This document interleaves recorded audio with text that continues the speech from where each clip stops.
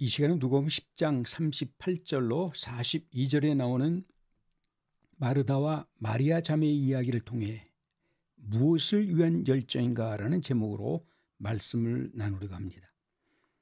어느 날 예수님은 마르다와 마리아 자매의 가정을 방문하십니다.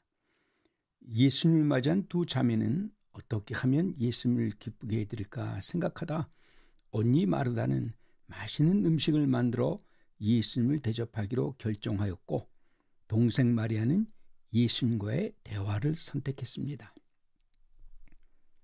그렇게 동생 마리아는 예수님의 무릎 앞에 앉아 시간 가는 줄도 모르고 열심히 예수님의 말씀을 들었고, 언니 마르다는 부엌에서 맛있는 음식을 만들기 위해 열중하고 있습니다. 그렇게 시간이 흐르자 조급해진 마르다는 아무것도 하지 않고 예수님의 무릎 앞에 앉아 자신을 돕지 않고 한가롭게 예수님의 말씀만 듣고 있는 동생 마리아가 은근히 얄밉고 약속했던 것입니다. 참다 못한 마르다는 예수님께 다가가 이렇게 하소연을 합니다. 예수님, 제 동생이 저한테만 일을 맡겨놓고 아무것도 하지 않습니다. 그런데도 왜 예수님은 아무런 말씀을 하지 않으십니까? 예수님, 동생에게 저를 좀 도와달라고 말씀해 주세요. 하지만 예수님은 동생을 타이르기는 외국 사람들이 한국에 와서 제일 먼저 배우는 말이 있습니다. 바로 빨리빨리입니다. 세계적으로 한국 사람만큼 바쁘게 사는 민족도 드물 것입니다. 한국인들의 직장 문화는 치열하기로 세계적으로 유명합니다. 그런데 이런 한국인의 직장 문화가 교회에도 그대로 존재한다는 사실입니다. 물론 한국교회 성도들의 그 열정은 칭찬을 받아 마땅하지만 그것 때문에 성도들이 온전히 하나님께만 집중할 수 없다는 사실에 안타깝습니다. 한국교회 성도들은 주일이 되면 교회에서 하는 일이 너무도 많습니다. 좁은 교회 안을 이리저리 바쁘게 움직이는 성도들의 모습을 보면 정신이 하나도 없습니다. 뭐가 저래도 바쁜지 조용히 앉아 묵상하거나 성경을 읽고 서로 이야기를 나누는 그런 차분한 모습을 교회에선 찾아볼 수 없습니다. 가만히 앉아있는 사람들은 가만히 살펴보면 대부분 연로한 어른들이거나 교회에 출석한 지 얼마 안 되는 새신자들 뿐입니다. 바쁘게 움직이는 성도들에게 왜 그렇게 바쁘십니까? 라고 묻는다면 10중 8구는 다 이렇게 대답을 할 것입니다. 성가대 연습 때문에 바쁩니다. 오늘 식당 단번이라 바쁩니다. 교회 교사회의 때문에 바쁩니다. 당회 때문에 바쁩니다. 새신자 안내를 해야 해서 너무나 바쁩니다. 주차관리 때문에 바쁩니다.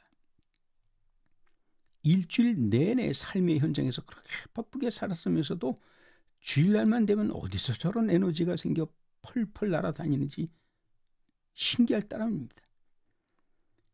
그런데 주일날만 되면 가장 한가한 분이 계십니다. 바로 우리 하나님이십니다. 하나님은 주일만 되면 심심해서 죽을 지경입니다. 누구 하나 말을 거는 사람도 없고 자신의 소리에 귀 기울여주는 사람도 없기 때문입니다. 그러니 심심해서 죽을 지경입니다.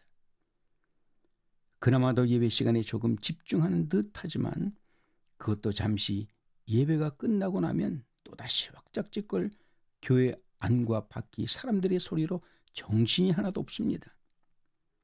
뿐만 아니라 여기저기 삼삼오오에 앉아 집안일, 세상 돌아가는 일, 여행 갔다 온 일 또는 어디 가면 맛있는 맛집이 있는데 음식 맛이 기가 막히다는 등 여러 가지 세상이 돌아가는 일들 소리로 귀가 먹먹할 지경입니다. 무엇이 문제일까요?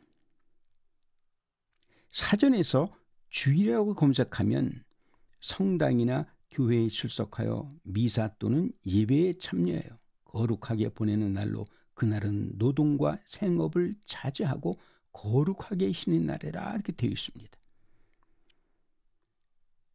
여기서 거룩하게 쉬는 날이라는 무엇을 의미하는 것일까요? 이 말의 뜻을 이해하려면 먼저 거룩이 무엇인지부터 알아야 합니다. 율법에서의 거룩은 휘문으로 카토시로 동사입니다. 새 언약에서 거룩은 헬라어로 하기오스로 형용사입니다. 우선 거룩의 동사인 카토시와 형용사인 하기오스를 여러분들은 반드시 기억하셔야 합니다.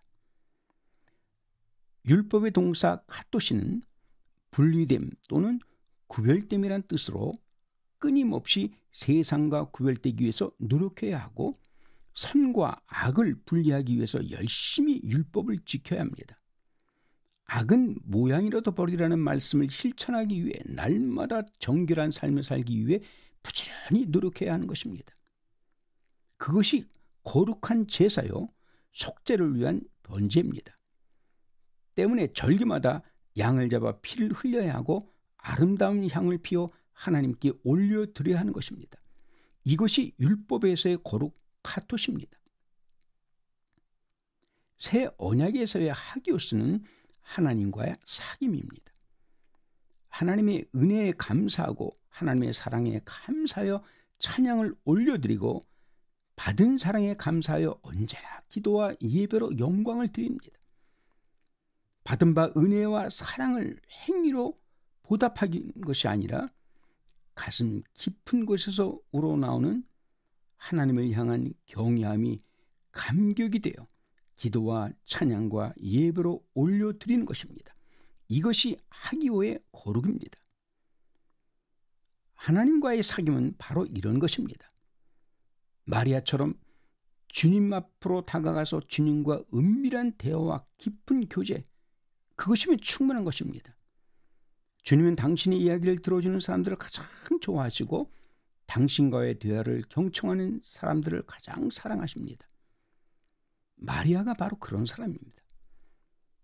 말씀의 감동이 밀려오면 아멘 하고 깊은 깨달음이 밀려오면 할렐루야 하고 반응하는 소리에 우리 하나님은 무척 행복해 하십니다.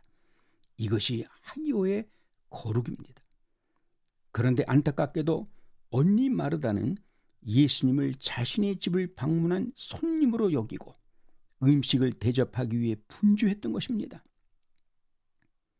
예수님께서 원하시는 것은 음식이 아닙니다.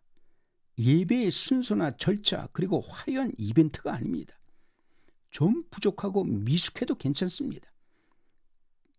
주님께 다가가는 모습, 당신의 소리에 귀 기울이는 모습, 그것이면 충분한 것입니다. 그런데 오늘날 교회 성도들은 하나님의 마음을 모르는 듯합니다. 마르다처럼 엉뚱한 것 때문에 분주합니다. 아마도 그래야 거룩한 예배, 그래야 주일 성수를 잘했다 생각하는 것 같습니다. 그것은 자기 만족에서 오는 착각입니다. 주님이 교회에 원하시는 것은 봉사가 아닙니다. 완벽한 예배 진행이 아닙니다. 온전히 당신께만 집중하는 것입니다. 예수는 말씀하십니다.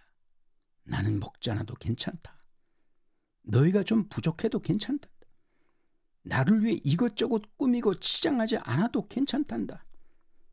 단 하나 내가 너에게 바라는 것은 너희가 마리아처럼 내 말에 기울이고 나와 함께 깊은 사귐이 있다면 나는 그것으로 족하단다. 하나님이 원하신 것은 바로 이런 것입니다. 제발 주일은 모든 성도들이 바쁜 일선을 다 내려놓고 온전히 주님과 사귐이 있는 그런 날이 되었으면 좋겠습니다. 헬라어로 경건은 유세비아로 우르로보다라는 말입니다. 오직 하나님께 집중하고 하나님만 바라보는 것입니다. 그것이 경건입니다. 하나님을 향한 그 사랑이 내 심령 깊은 곳에서부터 서서히 뜨겁게 타오르는 것입니다. 마치 땅속 깊은 곳에 있는 뜨거운 마그마가 꿈틀거리며 그 압력을 이기지 못해 결국 지표면을 뚫고 밖으로 솟구쳐 오르는 것 같은 바로 그것이 바로 경건입니다. 율법에서의 제사는 납작 엎드려 소극적인 이러한 예배라면 새 언약에서의 예배는 나의 영적 에너지를 아낌없이 몸 밖으로 분출시키는 것입니다. 이것이 새 언약에서의 거룩한 경건의 예배입니다. 오늘날 교회들의 문제는 무엇인가? 예배가 제사장 나라에서 드리는 제사도 아니요. 그렇다고 초대교회처럼 하나님을 찬미하고 성도들의 뜨거운 교제와 나눔과 사랑이 있는 예배도 아닌 어중쩡한 예배를 드리고 있다는 것입니다. 교회들은 사도행전 2장에 나와 있는 초대교회의 예배의 모습으로 돌아가야 합니다. 하나님께서는 지나친 경건주의와 망령된 세속주의를 경계하십니다. 디모데후서 3장 5절은 이렇게 말합니다.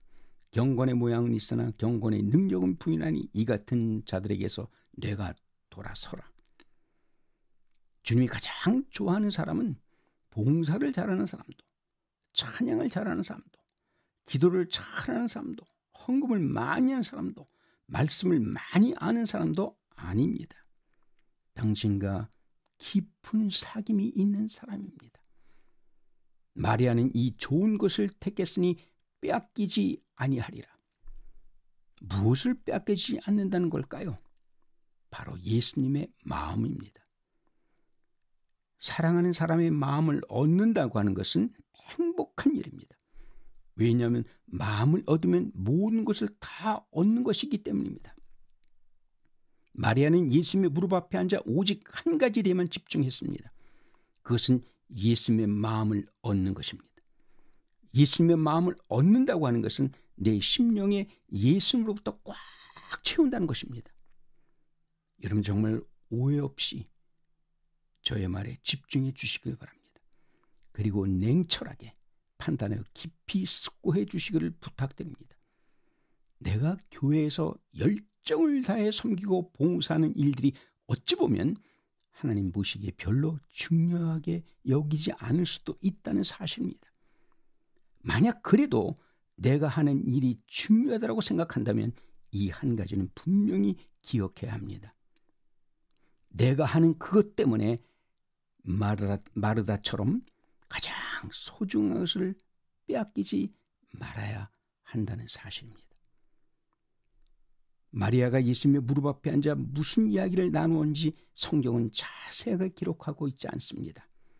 하지만 마태복음 26장을 보면 두 사람이 어떤 이야기를 나누었는지 짐작하게 합니다.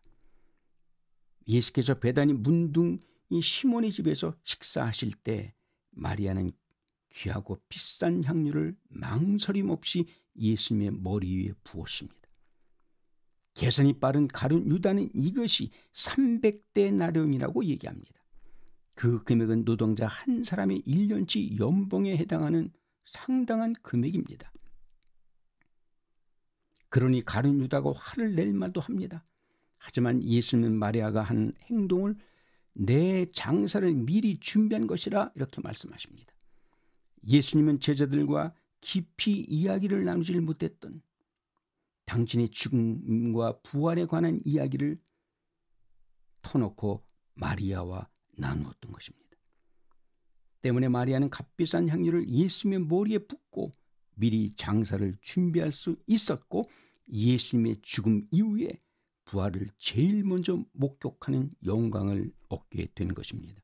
예수님과 함께 이야기를 나누고 예수님의 말씀에 귀를 기울였던 그 시간은 마리아가 평생 모은 전 재산을 아낌없이 걸 만큼 매우 중요한 시간이었다는 것입니다. 여러분은 예수님께 베팅한다면 어디에 하시겠습니까? 여러분들이 맡고 있는 직분입니까? 아니면 여러분이 하고 있는 봉사입니까? 저라면 마리아처럼 예수님과의 사귐에 베팅할 것입니다.